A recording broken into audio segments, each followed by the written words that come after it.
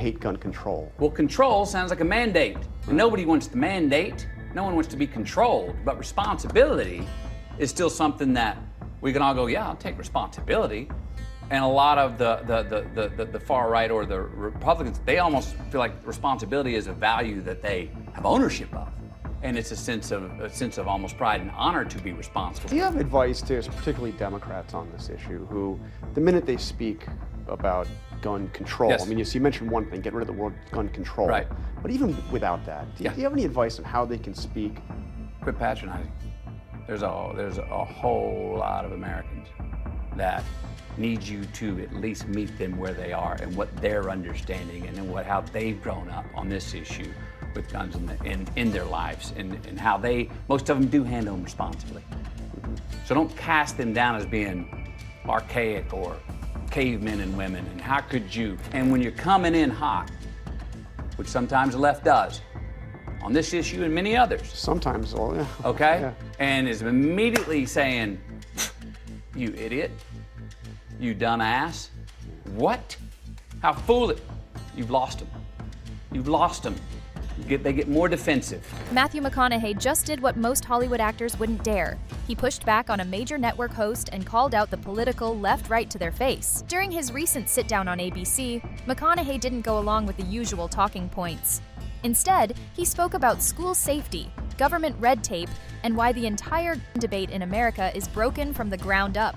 We start right now by voting to pass policies that can keep us from having as many Columbines, Sandy Hooks, Parklands, Las Vegases, Buffaloes, and Uvaldes from here on. The tragedy at Robb Elementary in Uvalde, Texas, wasn't just another headline for Matthew McConaughey.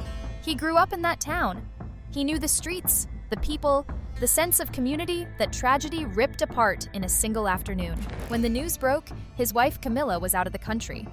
She immediately called him and said they needed to go to Uvalde. She cut her trip short, flew back, and together they packed their bags and went straight there. Once they arrived, local Congressman Tony Gonzalez helped them connect with the families and community leaders. What happened next left an impact on both of them. Families invited them into their homes, shared stories about their children, and in one heartbreaking moment, a mother and father asked them to attend the first viewing of their child. McConaughey described it later as a moment that felt like trespassing, like they were stepping into something too private, too sacred, but the parents insisted. They wanted him there. But every parent separately expressed in their own way to Camilla and me that they want their children's dreams to live on. That they want their children's dreams to continue to accomplish something after they are gone. They want to make their loss of life matter. That experience changed everything for him. McConaughey decided that just offering sympathy wasn't enough. He needed to turn grief into something that could actually protect kids and help schools prepare for the future. That's how the Greenlights Grant Initiative was born. He and Camilla launched it to help schools access federal funds set aside under the bipartisan Safer Communities Act. The bill, passed after Uvalde, promised to be a turning point, a rare moment of cooperation between both parties. It dedicated over $1 billion for school security upgrades and mental health counseling for students. It sounded like the first real step forward in decades. But as McConaughey soon found out, what looks good on paper doesn't always work in practice. What I found out is months and now even over a year later, since that bill's been passed and that money's there, federal grants there to give that money to schools that need it, not many schools are applying. So I said, why? The math doesn't add up. A year after the bill passed, very little of the money had reached schools. Bureaucracy and confusing paperwork were blocking the process. Local school districts that needed the funding most were struggling to even apply for it. That's not a funding issue. That's a system choking on its own bureaucracy. McConaughey called it out publicly. Not to shame anyone, but to show how broken the process had become. We found out that the grant writing process is extremely complicated. The superintendent in each district that needs to fill out that grant is usually wearing 2-3 hats, doesn't have the time, they're driving the bus, the PE teacher, and you want me to fill out this 50-page grant that's so damn intimidating, I don't have the expertise or the time. Instead of accepting that, McConaughey wanted to fix it. His initiative became a bridge between schools and the government, helping districts understand how to apply and get approved. It was about cutting through the noise and getting results. While talking about his work, he realized something else. The way people talk about guns is part of why the conversation keeps collapsing. McConaughey noticed that the phrase gun control immediately shuts down one side of the debate. For many Americans, control sounds like a threat, so he made a simple change. He started saying responsibility. One of the things, it was just one word. Yeah. I went in there and flipped. Seemed to get those hard Second Amendment defenders' ears to at least listen. Yeah. And that was, I changed the word from control to responsibility. It might sound small, but it changed everything. In his words, people don't want control, they want responsibility. Responsibility is a value people take pride in, especially those who grew up around firearms and treat them with care. When he framed the issue that way, people who normally tuned out the conversation started listening. He found that conservatives, especially strong Second Amendment defenders, were open to discussions when they felt respected. They weren't being told what to give up, they were being asked to take part in something shared. Responsibility gave both sides common ground. That shift in language allowed McConaughey to build bridges that most politicians can't. It wasn't about winning arguments, it was about starting conversations. And that's what made his ABC interview stand out. Because when the host leaned into the usual partisan tone, McConaughey didn't play along.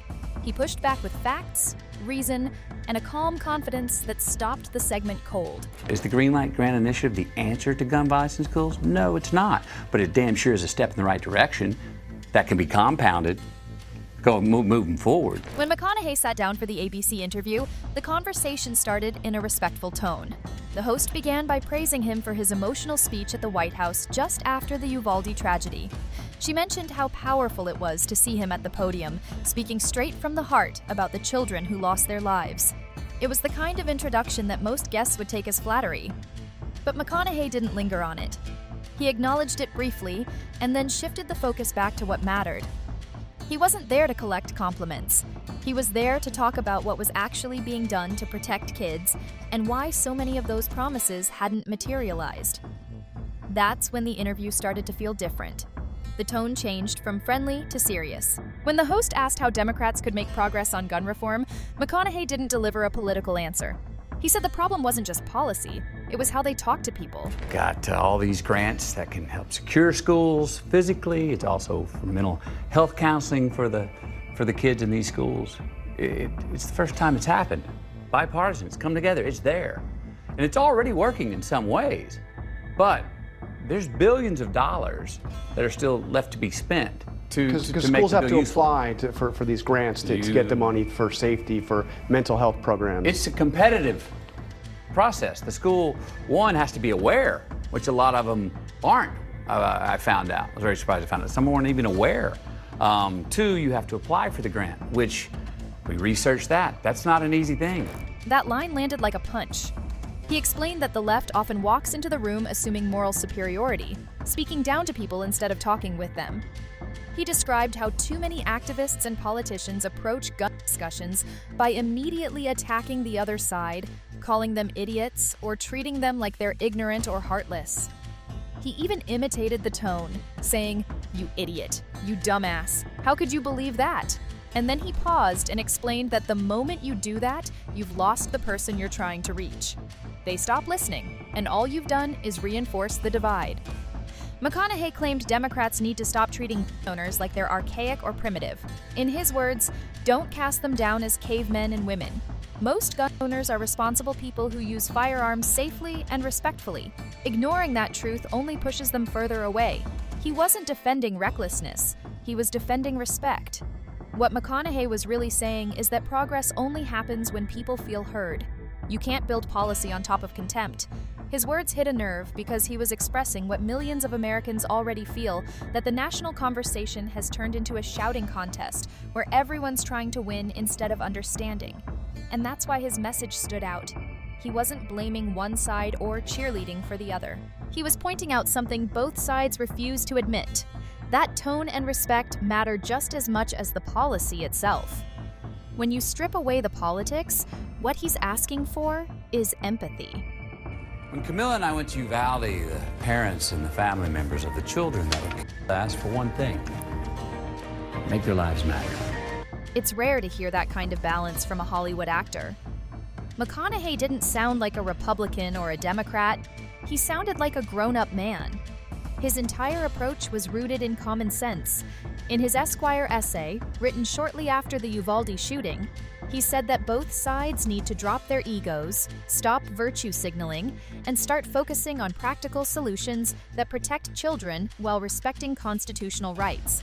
That message carried over into this interview. It wasn't about policy details, it was about tone, trust, and responsibility. His gun responsibility idea wasn't just a catchy phrase.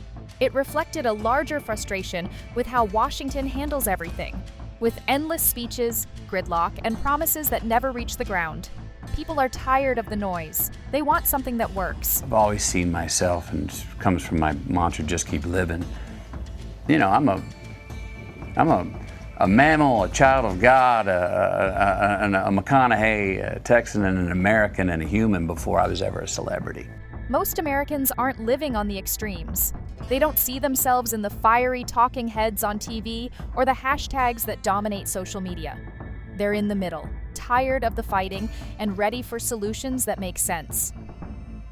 McConaughey gave those people a voice.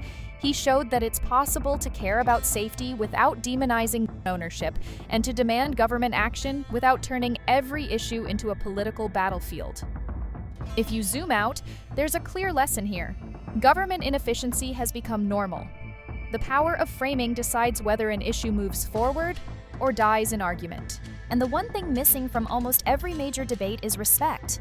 McConaughey's words cut through because he reminded people that respect isn't weakness, it's the foundation of progress. In an age where shouting matches and outrage dominate every conversation, it's strange that it took an actor to remind everyone what real communication sounds like. So here's what I want to know. Do you think McConaughey has a point about how the left talks to gun owners? Or is he oversimplifying a much deeper issue? Let me know what you think in the comments. See y'all in the next video. See y'all.